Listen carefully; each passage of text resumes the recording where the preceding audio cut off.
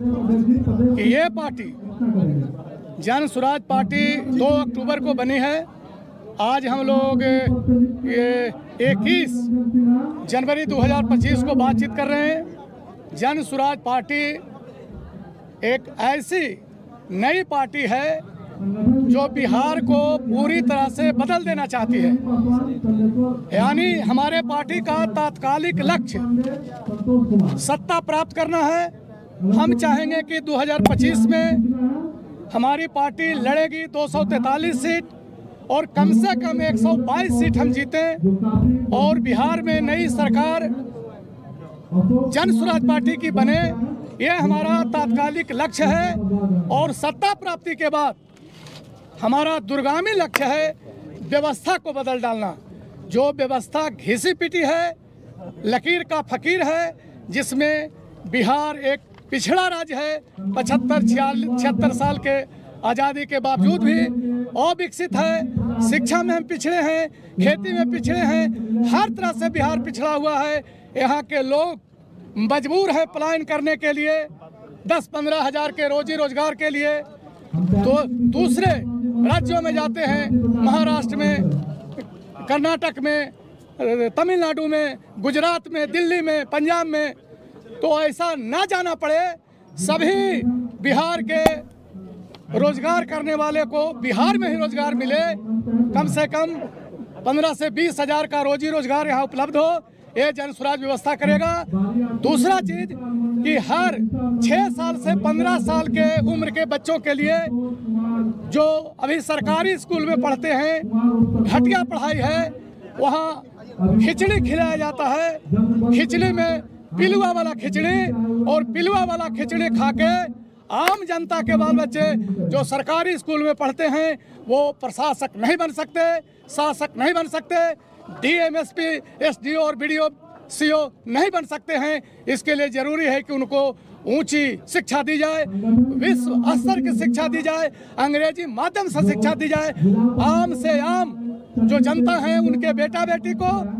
और ये हमारी पार्टी व्यवस्था करेगी कि जब तक सरकारी स्कूल में सुधार नहीं होता है तब तक वो जनता प्राइवेट स्कूल में अपने बाल बच्चा को पढ़ाएं और अंग्रेजी मीडियम में पढ़ाएं, और उस पर जो खर्च आएगा वह खर्च सरकार वहन करेगी। जन स्वराज पार्टी की जो सरकार बनेगी ये वहन करेगी।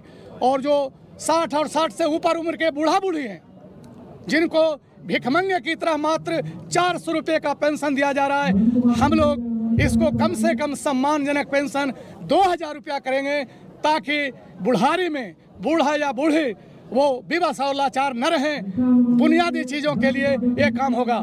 चौथा काम होगा कि जो महिला उद्यम करना चाहती हैं, पैसा नहीं है, उनको सस्ता लोन 4 रुपया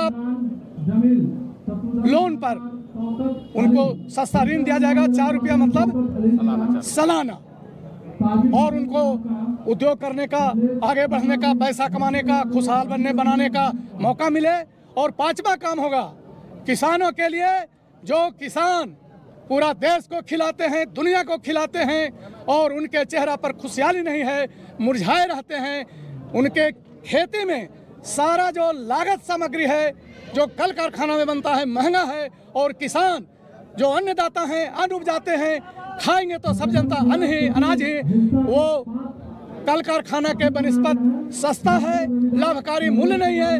तो उनको कैसे लाभकारी मूल्य मिले, इसके लिए इंतजाम किया जाएगा। और साथ ही बिहार भर के जितने भी किसान जो लाभ के लिए खेती करेंगे, खेती 2 तरह का होता है, खाद्यान्न खेती और लाभ के लिए खेती। तो लाभ के लिए जैसे फल की खेती, सब्जी की खेती, चिनिया बादाम की खेती, इस तरह से जो उनको मनरेगा से जोड़ करके मजदूर दिया जाएगा, और उस मजदूर का पेमेंट सरकार करेगी, और वो मनरेगा का मजदूर काम उन किसानों के खेत में करेंगे जो ऐसा खेती, उन्नत खेती करना चाहते हैं, ताकि उनको लाभ मिले। ये 5 काम, कम से कम 5 काम जन स्वराज की प्राथमिकता में है।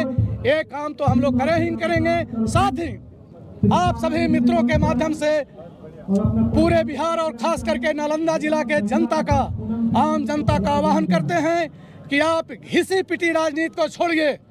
ये बड़का भाई छोटका भाई से मन उब गया है, मन अकुता गया है।